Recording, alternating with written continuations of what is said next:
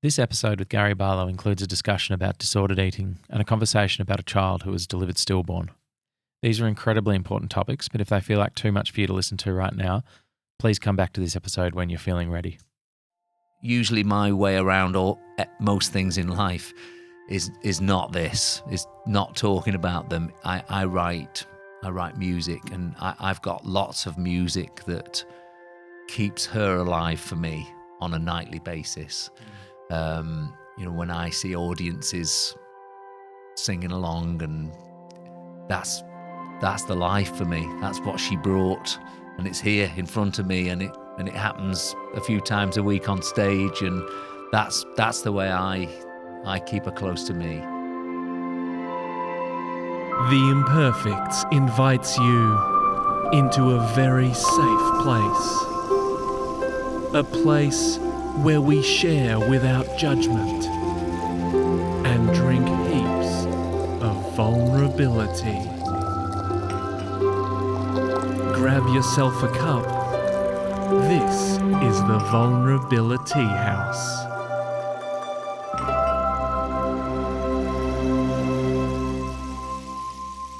There it is. And that's it. That's the end. Yeah, it's a short song. Did it take a while? Yeah, it's long, isn't it? It's a long opener. Do you think? No, I could have taken more. I was starting to settle back, and then it stopped. Okay. Yeah. Well, I mean, I think people listening now would be fine with an ending because probably keen to hear you talk rather than my drawn-out opener. So yes, Gary Barlow, you are here in the flesh, and God, this is extremely exciting for us, and we're very chuffed that you would come on our episode. So thank you. Oh no, not at all. We should probably point out that one of the members of the team here, Josh, is not here, which is ironic in that he is a musician himself. He's written music and he's at his best mate's wedding and he's absolutely devastated. So my only link possible is not here. Well, potentially. It's just me. Yeah. It's only me left. Okay. Hugh never liked to take that, so he's the worst person. The worst person to be here. Yeah. Don't worry, there's plenty more like you. Yeah. Jokes. Now, everyone knows who Gary Barlow is from Take That, but Hugh, I'm sure there's a few people out there who might need just a little refresher. Gary, you walked through the Resilience Project office. We do a lot of work in mental health, and one of the girls, in fact, the girl who answered, coincidentally and conveniently opened the door for you. Was it coincidentally? No. When we said you were coming in today, she's English. Yes, she nearly fell off her chair. I've never seen her so excited. So I think everyone knows Gary Barlow from Take That. One of the biggest bands, music groups of all time, especially around the time of the Spice Girls. It was kind of the Spice Girls and Take That in the UK and worldwide were absolutely enormous. Singer-songwriter, absolute genius who has just achieved so much. And I have to say, having done a deep dive on you over the last couple of weeks, the thing I just love so much, I mean, this essentially is a mental health podcast. Yep. I know this is what you're not what you're primarily recognised for, but the amount you've done for mental health, talking about it and getting it out in the open is really to be commended. And I just love it so much. So I just want to say that as well before we start, because it really works for this podcast. Great. Good. Sorry, how are you finding Australia so far before we jump into it? You enjoying Australia? Oh, yeah. Yeah? Yeah, we all were approached, right? Which one of you wants to go to Australia and talk about the tour? I said, I'll go. Obviously, I have a slightly an ulterior motive because my daughter's here, living here. Yeah. She's been here for 2 years. She's here for the next 2 years. So it was a great excuse to see her. But, we're in summertime. It's freezing cold back home. Yeah. I'll do it. It was very simple. I always care way too much what foreigners think about Australia. Like, I really want to know that you like it. Oh, us Brits love Australia. Yeah. I mean, there's so many of us here, right? True. We love it. No, we love it. We love the weather, but I mean, like, I'm trying to think. We don't think Americans are like us, but we probably think the Aussies are probably the closest to us. Yeah. We feel this. I think we feel the same way. I think there's always, like, particularly like from a sense of humour point of view, it feels like there's a similarity. Do Aussies like the Brits? Oh, so yeah. I do. Yeah. Because it's the same thing for us. When there's someone Aussie in London, it's like arms round. Yeah. always welcome. I mean, there's a small issue with the cricket, but that's okay. With the Ashes, It's only cricket. It's just cricket. Yeah. Unfortunately, Hugh can't accept that it's only cricket. So my experience of England, in year 2001, I went and played cricket in England for 6-7 months for a club called Finch Hampstead Cricket Club in Berkshire. My first day's work, I had a job over there as well when I was playing cricket. I was laying gas pipes at Heathrow Airport. It was What? Yeah, I haven't told you this yet. Oh my God. How'd you train for that? I get picked up at 5:30 in the morning and dropped back home at 7:30 at night. And it was like literally, I would stand in a trench and there was like a front end loader that would dig out the trench, and I'd stand there, and my job for 12 hours of the day with the shovel was to get all the residue that fell back in. That was my job, standing in like ankle deep in water. Anyway, it was good for me in the end. But my respect for you has gone through the roof. I've never had a job, so this is amazing. Neither have I, Gary. This is unbelievable. And I remember at lunch they'd take me to the pub. Every single lunchtime we go to the pub, and you had to have 2 pints. And in the middle of the workday. In the middle of the workday, you'd have a sarnie, and you would have, which they said, you want to have a sarnie? And I went, yeah, I don't know what that is, but definitely. If it beats standing in a trench, yes, I'll have whatever it is, thank you. And we'd have 2 pints, and then for the rest of the day, I found it impossible to stay awake. But we like drinking. Yeah. We get Gary Barlow in and talk about ourselves. It's really good. No, it's interesting. No, because you're talking about being in my country, so That's true. It's That's great. Generous It's great. interpretation. Thank you. Yeah. So, Gary, what I'd love to do, just to give, by way of background for you and for any new listeners, this is we have many formats, 4 formats on this podcast. One of them is called the Vulnerabilitea House. Mm-hmm. And we did it really because we loved the pun that Ryan came up with the Vulnerabilitea House, but also because we believe vulnerability is so incredibly important. Yep. I have so many examples in my life where our listeners will know this, but when I was 17 years old and my sister was 14 years old, she was diagnosed with a mental illness, an eating disorder, and it ravaged her, and it ravaged the family. And for so long, I never talked to anyone about it because there was a bit of shame around that. Yep. But the second I started talking to people about what was happening in our family with my sister, who's doing incredibly well, I have to say now, incredibly well now. She's great, doing amazing work to help people who have suffered trauma. But when I started talking to people about what we were going through in our family and made myself vulnerable, like taking an emotional risk in telling people what we were going through, I just felt like I feel like when you send a message to the world that everything's not okay with you, the world kind of wraps its arms around you. You kind of get support. And so vulnerability in my life, other occasions in 2020 doing this podcast, I was not coping well with the lockdowns here and young kids and not sleeping. And I talked about that on the podcast, how I wasn't in a good place. And it's amazing the authentic connection that led to. So we have felt like, and Ryan, you've had examples in your life as well where... Oh, yeah. I mean, it's one of those weird things where it's like you kind of grow up almost being told that you shouldn't share the weaknesses or the vulnerabilities and you should sort of keep it locked up. And then it wasn't really until doing this podcast and I felt like, oh, well, if we're asking our guests to talk about their own life, we should probably talk about our own. That seems only fair. And yeah, I've had like issues with jealousy and comparison to my friends who are in the industry and have done better than me, and that's been really tough. But talking about it, you kind of realize how many other people are dealing with the same thing, and you're not as alone as you thought you were. Anyway, another part of the Vulnerabilitea House is we get the guests to talk. So, oh really? Yeah. It's going so well. Yeah, it's sort of a unique part of the show. Unlike other podcasts, we actually let the guests talk sometimes. Yeah. So if that's okay with you, Gary. but just to be serious again, I mean, especially for men, these are really good things to talk about because, I mean, you're younger than me, but like you say, we come from an era where you don't talk about things like that.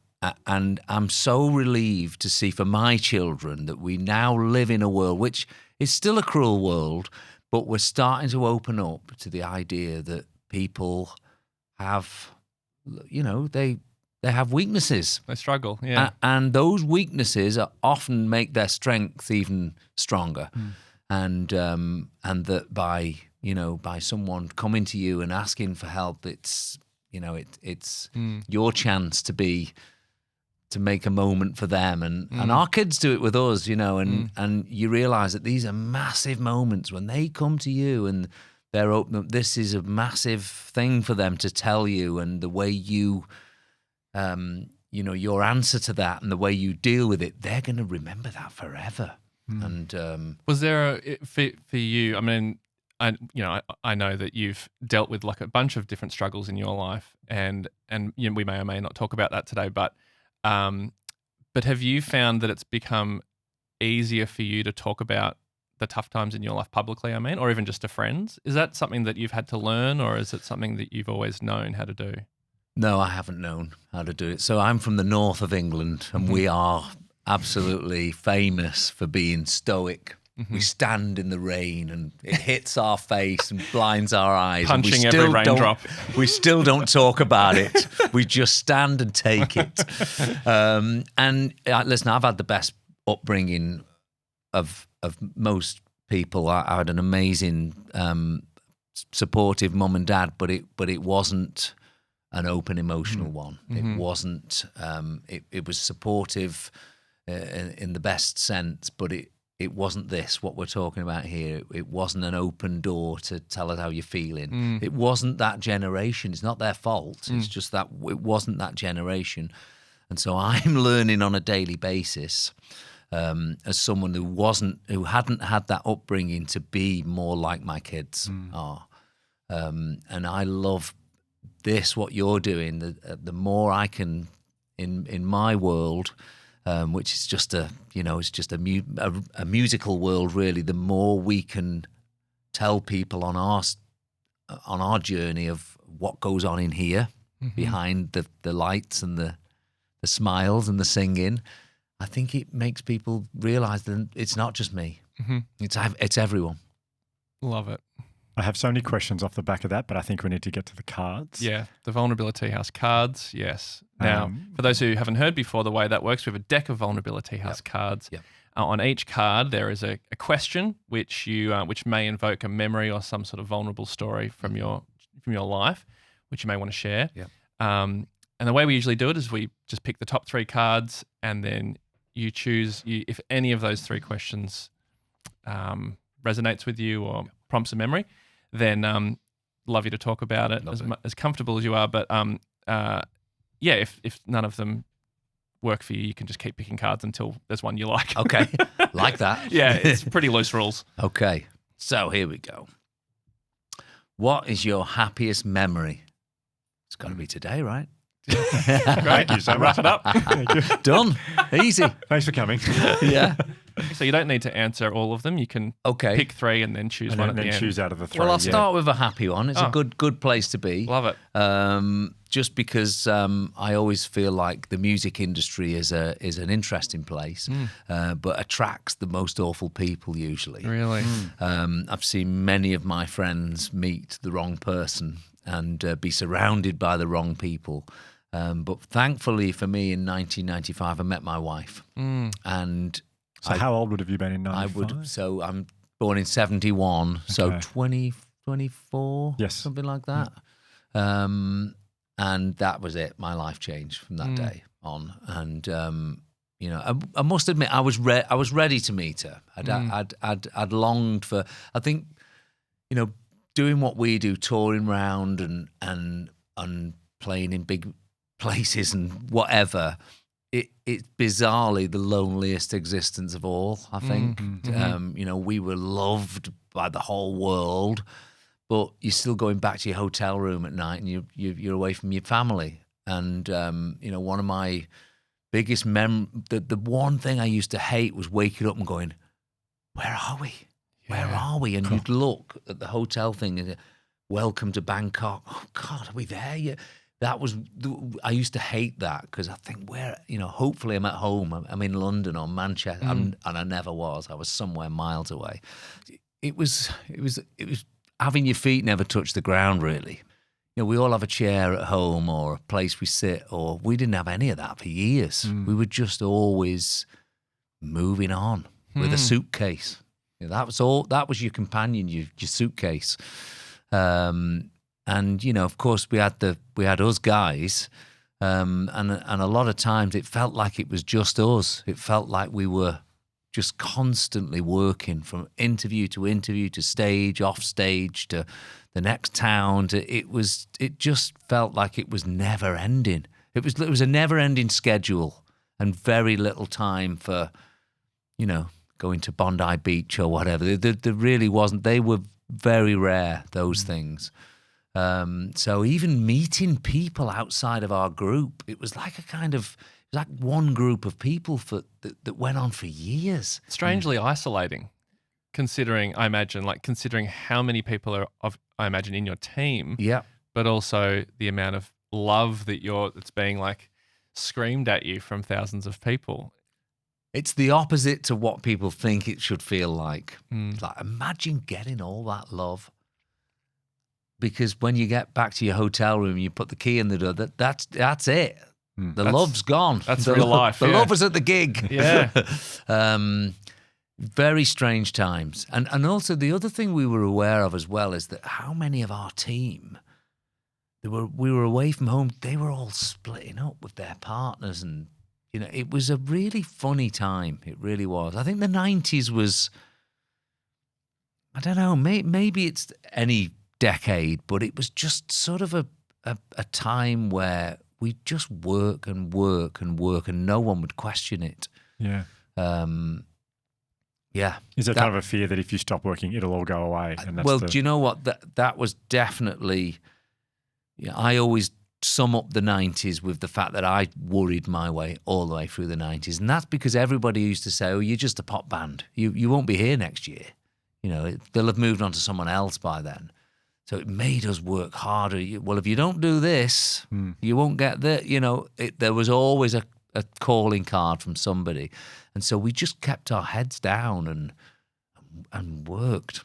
So I was desperately not trying, but hoping to meet somebody who could love me, And is that hard to find someone like that when you're in that position? Like, how do you do that? Yeah, I guess it is. I guess it is hard. And it brings out, I always think with what we do, that like, if you're like an arsehole, right, being successful and famous makes you a bigger arsehole, right? But if you're nice, I can't relate to that. You can, but I can't. Yeah. I was directing it that way. You may have noticed.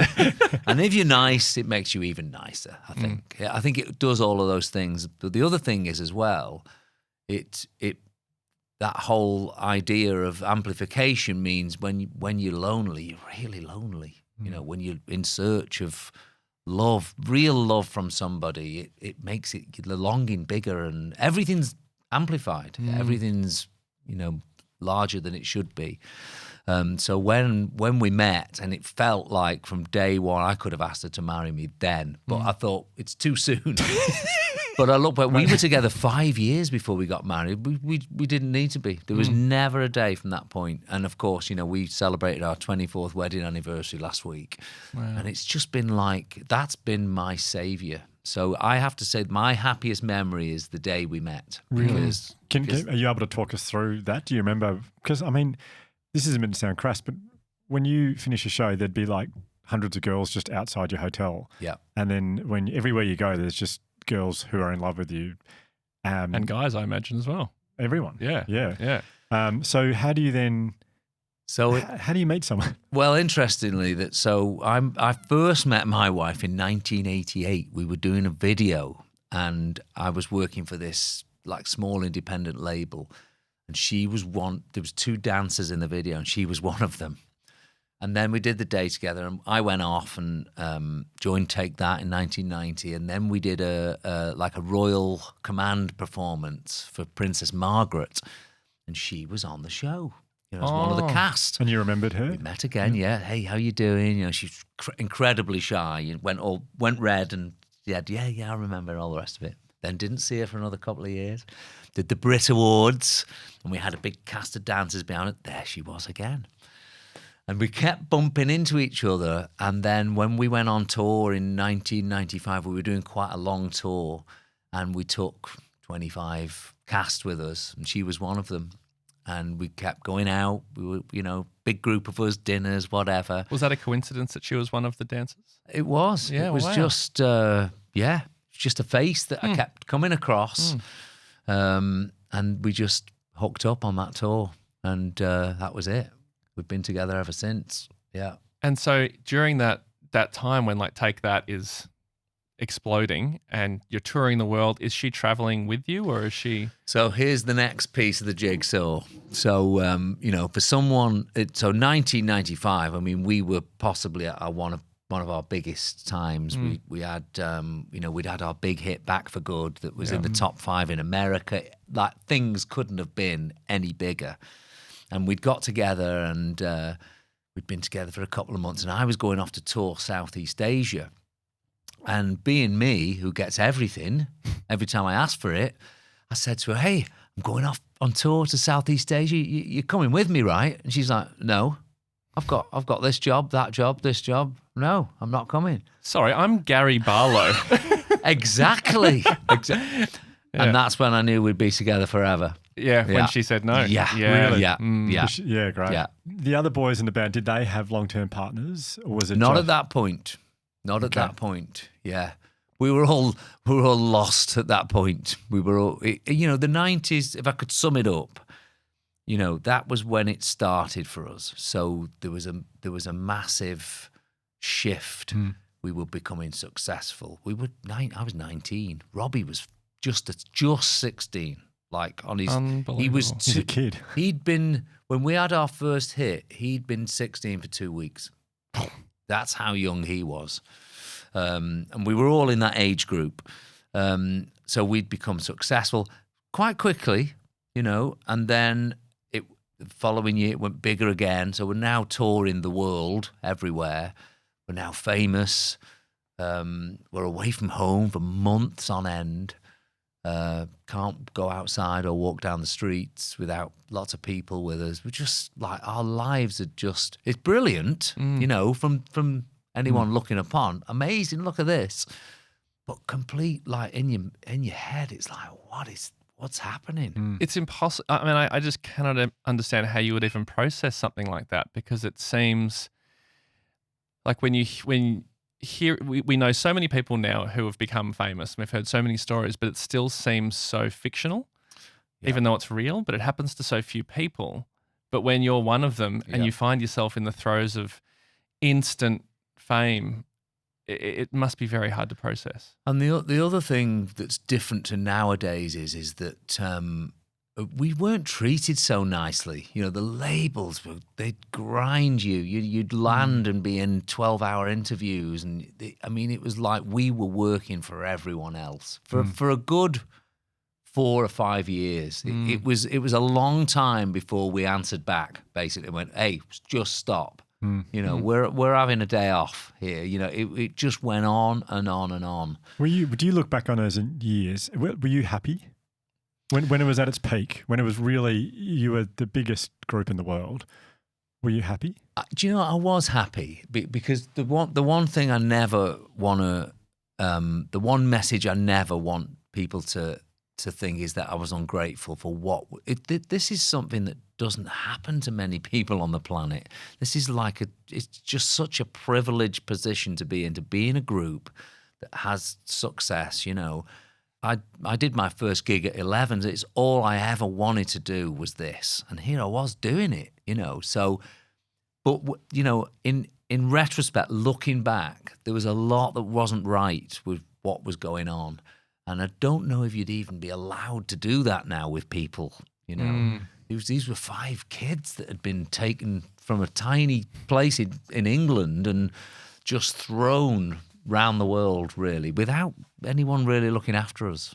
I'm fascinated by, I have been for a long time, just fascinated by fame, just generally, and just it's something that so many people seem to want. Like, if you've never had it, it seems like the thing. And I'm pretty sure I remember hearing recently that for kids now, I think when kids, like primary school kids, are asked like what do they want to do when they grow up, like where it used to be firefighter and doctor and whatever, now it's I want to be famous. Right. And I think a lot about why, even though we continue, even as adults, like adults want to be famous because it's whether it's through social media or we think there is an answer in the fame or a solution or something. And I just want, when you say that about like how you were treated when you were so famous, I think we assume that when we become famous, we will be looked after. and we'll be cared for and everything will be okay. Even to a certain degree, we might think, even unconsciously, that we'll be safe finally. Yeah. But it's the more like I watch, whenever I watch like a documentary or an interview with a very famous person and they talk about their experience, the last thing that it seems like is that they feel safe. The whole fame thing is the only sense I've ever been able to make of that word is that I think I'm lucky because everything I have ever done, the root and the anchor is music. So when I got a keyboard when I was 9, started to play. Pretty much from when I was 11, I did my first show. I did thousands of shows before I even joined the band. Music was the only way I was ever going. And it could have just been playing on cruises or in bars. But I got lucky and I started to write music and I joined a vehicle like Take That made, gave us all these opportunities.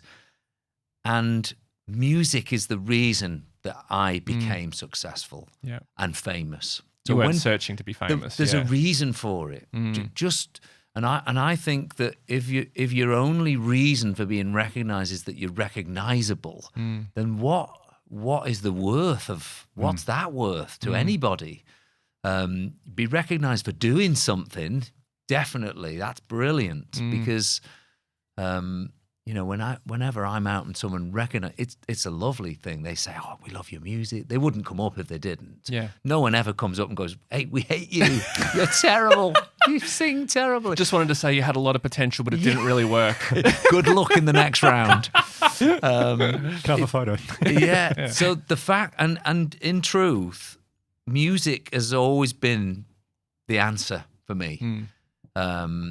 There's a period I lost my record deal in '98. One of our band members had gone stratospheric, and at that point, everyone else gets forgotten about. There was years I didn't even sing. Music was the answer. Music was, as soon as the music started being bigger, it healed me. It was the road back. It was the reason to come back. As long as it's always music, I know I'll be all right. It's sort of, I guess what you're talking about is sort of almost purpose. It's like the thing that no one can take away from you, which is the being able to, no one's taking your piano away. You can just play the piano. Don't need to be famous or successful to be able to do that. And it's such a good point because people do just strive for fame's sake. And obviously that can be taken away from you very quickly. Yeah. Well, it's not yours. Yeah. It's when you own something that actually you don't even own, and that is just an uncontrollable arena to be in. That is to be looking for reasons to keep that alive. It must be so difficult. As I go back to a keyboard, and that tells me where my future is, or not. It's great. There's you mentioned something just before when talking about like one of the members of the group went stratospheric, and I certainly, I'm not trying to like make this about that. Yeah. But it does really resonates with me because, like as I mentioned before, I had sort of issues with jealousy with friends of mine who did really well, and don't you hate that? I did really hate that. And I'd be interested to hear your thoughts on it specifically. And so in my situation, there was like, I went to school with we had very good friends in high school. We've known each other since we were 14, 15. Always did comedy together, loved it. Hamish, his name is. And we were just... Have you met Hamish and Andy through your interviews and travels? Okay, I haven't. Yeah. So he's a very, very successful, loved comedian in Australia. And we went to high school together and always had these dreams of doing comedy together, one day, just like these big pipe dreams. And then we continued to work together, but he met another guy and Andy, and then they sort of started their own career. And all of a sudden I was watching Hamish having all these opportunities. And it's not like, I was still working and doing things, but because it wasn't as successful as his experience, the net result was, and this is only something that I learned years later about myself really, I wasn't able to be happy for my really good friend. Mm-hmm. And so he was doing these incredible things that we dreamed of. Mm-hmm. And then when he was doing them, not only was I couldn't be outwardly happy for him or inwardly happy for him, I was not like watching or listening to all the incredible, hilarious things he was doing. Is that, I don't know, does that resonate with you at all in terms of like when Robbie went and had his big career after? Oh, 100%. I always say that being in a band is so brilliant. I mean, our band has always been an incredibly safe place for all of us. When all else fails, go back to the band. The band it's just the best because you're there with your mates. It's powerful. Even if you don't feel powerful that day, you'll feel it because they're right next to you. It's a great thing. The only problem with bands is that for the rest of your lives, whoever's the most success, you're always following someone else who's doing great. And if it's not you, you're just always comparing yourself to everyone else. And it must be just the same with friendship groups. Yeah. And it's not, like you say, it's not that we're not doing well, but we're just not doing as well as him. Yeah. You know, It's so mad, ridiculous. isn't it? It is ridiculous. Yeah. Because it's one of those things, because only looking back, I feel so guilty that I wasn't able to celebrate him. And I've talked about this a lot on the podcast before, but yeah, I felt so guilty, and I almost wish I could go back and like tell my younger self, like, chill out. You're working in the industry. You're getting opportunities. Yeah. Stop looking at, and it's obviously such a big issue now where people compare themselves on social media and stuff. Yeah. I you know what? I think it's just human. I really do. And I think as long as we grow enough to be able to, at this point, recognize that and almost right the wrong, I think it's brilliant. I think that's how we grow and how we learn. And you know, because for us, obviously, you know, we got that chance to come back as equals. We did that whole record and tour in 2010 where Robbie came back. The fans loved that, you know, the five back together. For them, they don't want people arguing. They want the good times. Give us the good times. Was it nice for you guys to be together, like making together again? Did that feel great? Oh, it felt amazing. Because the thing is that everyone else forgets, but we don't, is that when I see the five of us, I remember us in a yellow van driving around tiny towns in the UK trying to tell people how good we were. And we weren't even very good. So it was like, I can only see that. So when I see us in a studio and we're all writing and we're all recording and doing like, this is like a real band, you know, and then we're playing stage, I'm like, oh my God, it's us. Yeah. I can't believe it. Because at 2010, there's some years have passed. You're now proper men by the time 2010 comes around. Proper men. Yeah. Did you reckon you all came to that second round with like new life experience? Was it a different dynamic? Yeah, definitely. We used to do this a lot. Just a chatting. lot of talking. Yeah. A lot of talking. Yeah. Yeah. Because, you know, a lot of the things that we talk about as a band, I can't even talk about to my wife, really. She don't get it. But these are people I've known them longer than I've known my wife. And they've experienced what I've felt. And to be able to talk about it together it's actually lovely. Yeah. It's very healing and makes sense of things. We'd sit down and go, you'd never guess what happened to me in the supermarket the other day. And it'd be like, this sounds ridiculous, but to us it's important. Yeah. You know. It's nice, to have people to share that experience with. So nice. Yeah. I watched the Robbie Williams documentary thing on Netflix, and all I wanted to know the whole time was, has Gary watched this? Did you watch it? I watched the bits I was in. Right. Okay. Good. Really good. Yeah. And just they were the through best bits, I think. Yeah. Yeah. It's like you've got a special Netflix filter which only shows the bits you're in. Much better. Yeah. It's a great show. Yeah. And shorter. Can you send me that filter? I don't know if there's anything of me in it, but I would like to see my bits. Something I would love to ask you about, and there is absolutely no pressure to answer this, and we can just move on to the next question if you don't want to. Yeah. I mentioned that my little sister struggled with disordered eating, and I know that's something that you have struggled with throughout times in your career.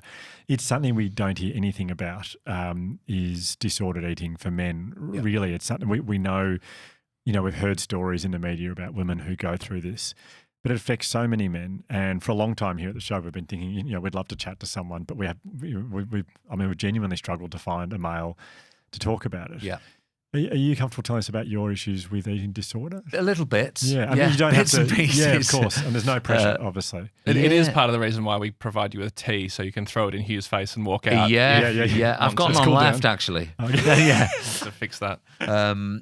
I did a solo thing like Robbie did after the band.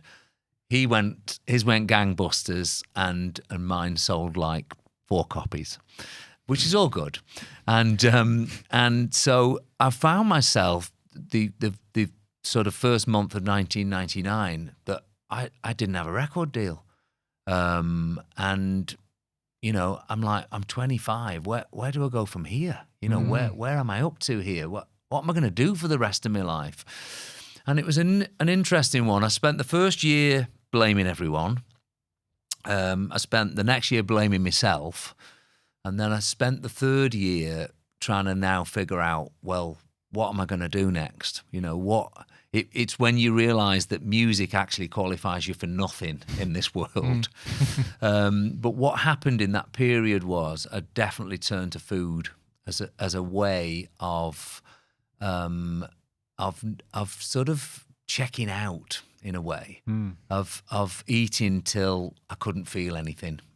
I was never one for drugs. I never really did drugs. And I never really was one for drink really either. So food was kind of the thing and so over a year or so, I'd put on a lot of weight very quickly. Now the great thing was, though, I realised I was really smart because I'd put all this weight on. Nobody recognised me anymore. So I put a bit more on. I was slowly killing the pop star. And it was wonderful. I could walk anywhere. It was absolutely great. And so legitimately, people absolutely didn't recognize you. Absolutely. They wouldn't. No, I had quite a buzz cut. Had this big round face. You can see pictures, they're all online. And it's funny what the mind does, because the mind was telling me, you are doing a great job here. But even those pictures, I look behind them now and, there was so much sadness there. There really was. Because I didn't want to be that guy. I was never meant to be him. I wanted to be the guy that was inside trying to get out. And so when I reached a point of size, I wanted now to not be, it was uncomfortable being so big. And also my wife is a very beautiful woman. She was a dancer. She's got a gorgeous figure. I felt embarrassed. And I couldn't work out how to get rid of all this. So I used to make myself sick. Right. So I used to enjoy we'd go out for Chinese, and literally within 20 minutes, I'd eaten so much that I couldn't feel anything anymore, because it's okay, because when I get back, get rid of it all. Yeah, it'd be great. I can eat as much as I want here. This is fantastic. Did your wife know this was happening? No. No. So no one knew? Nobody knew. No, I didn't want anyone to know. I couldn't believe I was here. I just couldn't believe. I used to go to a bathroom. We had a big house. And I'd go to a bathroom which was at the furthest point of the house where no one would ever find me or hear me. And I just remember being in there going, what am I doing? How did I get here? I couldn't believe I'd got there. And this went on for a couple of years. And I was really good at hiding it. It's amazing how devious you can become. I was literally at the point where every meal now I could get rid of it quickly. And it wasn't a time I could go and see anyone, and it wasn't a time I could flick on YouTube and read that other people were doing the same thing. But I knew it had to stop. It had to stop. The funny way out of it for me is that I started having a little bit of success. I was doing some music for working with bands, interestingly, I was working with Delta Goodrem at the time on her first album. She was like 15 years old. I was starting to have just a little feeling of, you're not shit. You're not what everyone's telling you. You're actually all right. I was starting to think, and then I'd think, no, I am shit. I am shit. Oh, so you were getting that feedback from the media and whoever horrible. at the same time. You wouldn't believe it. They wouldn't be allowed to write some of the things now they wrote. I mean, I thought I was unrecognizable. There would be a picture on the front of the newspaper, "Take Fat." Oh, I mean, honestly, some of the headlines, it's funny, but it's not funny. Yeah. But I was starting to feel a little bit better about myself, and I realized this has to stop, because I'm now wondering if I'll be doing it for the rest of my life. And it was funny, because every week I'd go Monday's the day. Monday, I'm going to start. And then Monday, Tuesday, Wednesday, oh shit. And then the whole weekend gearing up towards Monday again. And I think it's a standard addiction thing. Monday is the day it'll all change. I think so. But it wasn't Monday. It was actually Wednesday, the day it all changed for me. And it was the day I found a pair of my old trainers in a drawer. And there were trainers we used to wear on top of the pops, actually. It was like a piece of the past. It gave me a feeling of, just got goosebumps then when I thought about it, but I got a feeling of happier days. And I thought, you know what? I'm going to have a run. And I put these trainers on, and it was a little bit like The Wizard of Oz. I run off down the drive. I set off now I was a big guy at this point, right? But I set off down the drive. And I didn't want to stop running. Forrest Gump. I was off, and I went off into the distance, and I never did it again after that day. I never went back to the bathroom again after that day. It just mentally, something switched that day. I didn't run far. I couldn't, but I probably run for 10 minutes. Right. I felt great when I got back. I felt like, I felt happy. I hadn't been happy for years. And the next day I run for 11 minutes, and then the day after for 15 minutes. And so slowly then the weight dropped, because I then didn't want to be stuffing my face, because I'd had a run, I was like, I've done my run. I'll just have this tonight or whatever. I sort of solved it myself, and I'm not saying to anyone, go and solve these things yourself, but that's the way I got through it. I used exercise was my answer to it all. Wow. I mean, I just can't help but think, because I know what it's like to live with someone who is really struggling, and often it can be really challenging on the partner. So how was your wife throughout these years where you said you weren't happy for years? So here's the thing, though. We'd had our first child in 2000, and we had our second child in 2002. And I didn't want to be the weakness. She was bringing up these kids. I wanted to be the strong one. I'm the dad. I was the guy who was going, I've got to go in the studio now. I had nothing to do. I had no work. I used to just sit in there all day thinking, what do I do here? And then go back in, great day, everyone. It was weird. Is that was there an element of shame within the family? And pride. And pride, yeah. And I don't want her worrying that, she's got enough on her hands. She's got these kids running around and not sleeping, and I want to be the least of the worries. It just wasn't, the timing was so bad that I just kept it all to myself. It was years later that we had I eventually said those times were not good. And I was probably seriously depressed in those years. I mean, so down. It went, that darkness, that shadow on everything, it crossed kids' birthdays and my birthdays and Christmases, and it just seemed such a long period. It was just such a strange time. I for background, running is my thing. That's just, Right. that's what I use to cope with everything and anything in my life. And I didn't know that part of your story, that running is what saved you. And I find that, are you still running these days? Still run. Yeah. Still run. Yeah. I run for clarity, actually. Yeah.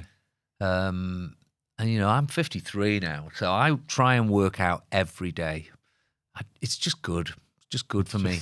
That's the best description of it. It's just good. Yeah, it's good for me. It's good for my mind. I never listen to music.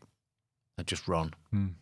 And how far do you run now? Like, what distances do you run? I don't know. I run for half an hour, 40 minutes. Right. That's enough. Yeah, totally. And it's the best way to see a city. It is. Put your trainers on and go and have a run. Yeah. But yeah, it's good. I find it really helps me. And I still struggle with weight, by the way, all the time. It's always, I think about it every day. Really? I never, ever want to be back there, but I'm aware of it still. Every mouthful of food, I think it always stays with you, an experience like that. Because it's a place I never, ever want to be back there. We had a guest on the show, a lady called Gina Chick, who is a very well-known Australian. She won Alone, the TV show Alone, where they drop her in the Middle of nowhere. And she survived for 60. No, It's kind of like Survivor, but everyone's on their own. And they Okay. have to stay for as long out in the wilderness, living off the land for as long as possible. Yeah. And she won in Australia. she's an extraordinary. She's just a force. Wow. She's a wonderful person, and we had an episode with her last year, and there was a point in the episode where I found myself feeling comfortable enough to ask her a question, which I'd never felt comfortable asking anyone before. And I'm feeling the same thing with you, and I'm going to ask. And again, there's no pressure to answer this, but the question I asked to her was what it was like to lose a child, because she has been through that. And I'm feeling comfortable with you, and I feel comfortable asking you that. But again, we've just met, so there is no pressure to answer that question as well. But I know that's been part of your story, and I didn't plan to ask you that question. Also, it wasn't in my head to ask you, but you've talked about your wife in the most beautiful way, and the most vulnerable way, and I am so fascinated. I mean, that must bring you even closer together. That much, the strength. I mean, Gina said, amazingly, she said she is a far better person for having been through that. Mm-hmm. I can only imagine the way you've spoken about your wife, that your relationship has only strengthened because of that. And again, we don't have to answer this. Yeah. I think so. We had a worrying statistic when it happened to us, that something like 95% of couples split up when something like that happens to them. And I think it comes down to the men deal with it differently than the women do. And for a time, you want your own experience. And I don't talk about this in great detail, and I literally don't, because I'm still kind of figuring it out a little bit. Yeah. My wife's emotions were completely different to mine. I've been angry for a long time about that. I still don't really, I haven't really found peace with it yet. Okay. My wife does far better than I do. She's a much stronger person than I am. And she's really been amazing throughout it. And we're one of the lucky couples, because for us, it's brought us even closer together. And, we do have 3 other children as well, and that's helped us. The youngest one wasn't affected at all by it, but the older 2 still talk about it a lot. But yeah, it's a highly complex thing that none of us should ever have to go through. I guess it's made me stronger. I think so. I think things like that have to, don't they? I mean, yeah, there was definitely a point where I wondered if we'd ever be back to where we were before. But I think we have got there. And for me, usually my way around most things in life is not this. Is not talking about them. I write music, and I've got lots of music that keeps her alive for me on a nightly basis. when I see audiences singing along, and that's the life for me. That's what she brought, and it's here in front of me, and it happens a few times a week on stage, and that's the way I keep her close to me. And my wife has another set of techniques she uses. But yeah, big stuff. What do you love most about your wife? What do you admire most about her? What are the things that you, when you think about her, you feel pride and admiration and respect? Yeah, she's really special, really special. She's a no-nonsense mum. I've watched her bring up. She brought our kids up. I didn't. I do this job. It's so bloody all-encompassing. I toured around the world. She gave up her job to bring our kids up, and left her dreams to one side, and I got to do mine still. And she's done a brilliant job. Everyone who meets our kids always says how great they are. She's a wonderful woman, and she's pretty tough on me. Got to be honest. Yeah. She wouldn't come to where were you touring in the 90s? She wouldn't come with you to that. Yeah. She seldom comes to shows now. The funny thing is, when she does come to a show, she always asks, can I sit with the sound man? Because we have the ear things that go in. Yeah. So within that ear, that headphones, I have my own mix that no one else has. Not even the band. Okay. I have my own mix. Really? So my voice is really loud, so I can hear what I'm doing, and I have the guitarist here, the drummer here, Howard, and I have my own mix. She sits listening to my mix. Oh, really? That's very sweet. So she's having the same experience as I am. But yeah, she's the real deal. She could have a bit of Aussie in her, actually. She's no nonsense. Right. Yeah, no nonsense.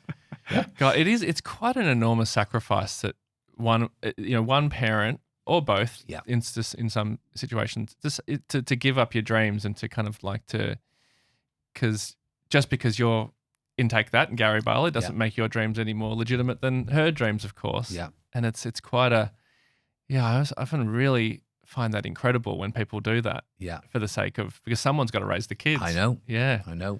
It's quite amazing. Does she dance still? No. Once we had our son, that was it. Okay. Yeah, she was fine. You don't ever get home and catch her sort of just trying on a little bit of dancing somewhere in the corner? TikTok channel?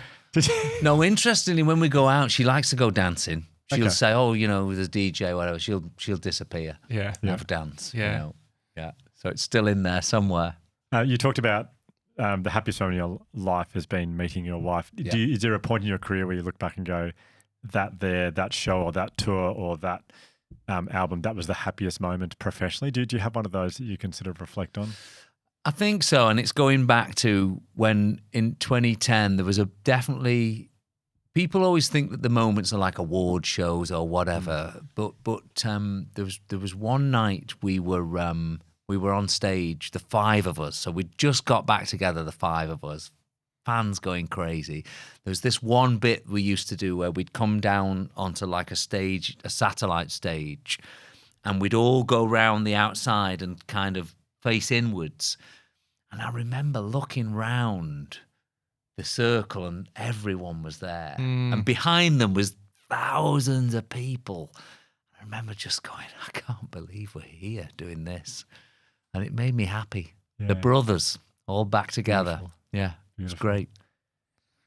Gary, it's been so wonderful to chat to you today. I really appreciate it. We only did one card. Yes. No, that's all. There's another 40 or so if you want to Is systematically. that what everyone does, just one card? Well, Yes. usually people only do one card. On one card, Yes, yeah. yeah. But you're welcome to do more if you're desperate. I don't know. I don't want to break the format. That's a good answer. Yeah. No, Gary, I mean, it's truly so I hope lovely it to wasn't meet you. too down. I felt like I went down a little bit. It's as I said at the start, I feel like every time that you are vulnerable and you take an emotional risk, it just leads to this authentic connection. I feel such a strong connection to you, having listened to you share these stories, and I know our audience will feel the exact same way. And I think that's why vulnerability is so important. It just connects you. And it gives it gives people a different context. Like when they come and see you when you're touring, because you're touring Australia. The main reason you're in Australia now is to promote this tour, which is so exciting. I think it just, watching you on stage and I can't wait to now come see the show, because I feel like when you know someone's story, it changes the way you listen to their music or see them perform. Totally and agree. particularly knowing how much the brothers, mean to you. It changes everything, I think. It's so thanks so much. But the tour, we should be more specific about what the tour is. Take That, touring with Sophie Ellis-Bextor. With Sophie, she toured with us in 2008. So she's old friend of ours. Great girl. And she's this resurgence, we are made up for her. It's massive. Was that a coincidence? Complete coincidence, So the resurgence is due to Saltburn, the film. Yeah, that's right. Yeah. Not us taking her on tour, which is a shame. Yeah, God. But that film's incredible. If you haven't seen it, the sort of final scene heavily features Sophie Ellis-Bextor's song "Murder on the Dance Floor." And now everyone's listening to it. So strongly recommend you jump into the show notes now. There's a link there for tickets to Take That tour. I cannot wait. And as Ryan said, knowing your journey and the story, it just adds so much to it. And so it's going to be a fantastic tour, and we are so excited about it. And having you here today has just been thrilling. Lovely. Absolutely thrilling. Lovely. So thank you You're so always much. welcome to any of our shows, so just let us know. Yeah. We're not bad.